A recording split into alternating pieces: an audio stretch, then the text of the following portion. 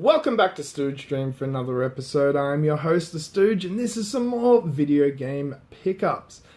Now, as you probably remember from last time, I announced that I was getting a little bit of knee surgery done, so things have been a little bit slow. We don't have a huge amount of stuff here, but I've got some really good stuff, so I'm pretty happy with that.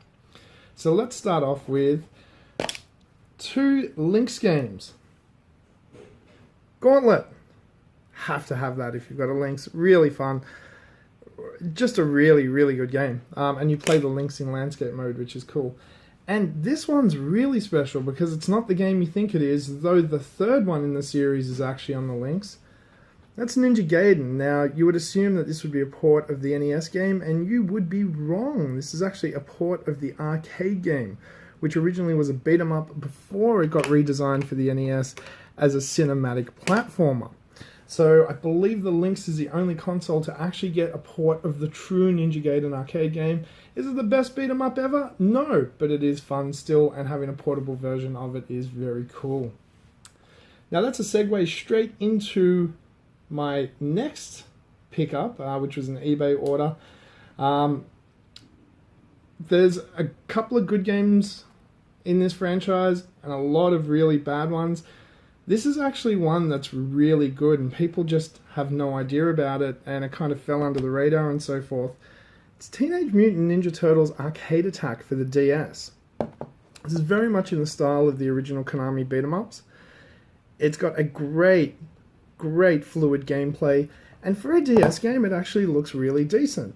This is quite cheap, it's not the most expensive game in the world, and it's a lot of fun with some great replay value. Make sure you check that out. Two games I got for extraordinarily cheap. Now, when I don't tell you prices, it's because generally I don't remember because I've been sitting on them for a couple of weeks. I think Ninja Gaiden and Gauntlet cost me about $7 or $8 each, maybe up to $10. I don't pay really more than that. And Ninja Turtles cost me, I believe, $7. And that's complete. For those of you that are into that type of thing. Anyway, I picked up two Gamecube games that I was very, very, very happy to pick up because these are very hard to get and the price I paid for them is ridiculous. So I paid $40 in total for these two games. The first one is Phantasy Star Online Episode 1 and 2, and it's the PAL version. Complete.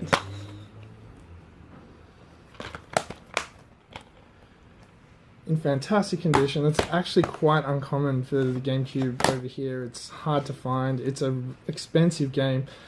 Even $40 just for that would have been a good deal. But the deal gets way, way, way better. I love when people don't list things correctly. So, Tales of Symphonia. PAL. Complete. Both discs. Book. All of the little extras. It's all there.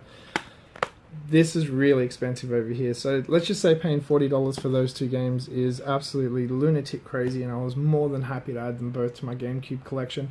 I'm a huge Phantasy Star fan, and I've only played a couple of the Tales of games and really enjoyed them, so I'm looking forward to getting into Tales of Symphonia. I did pick up one original Xbox game as well.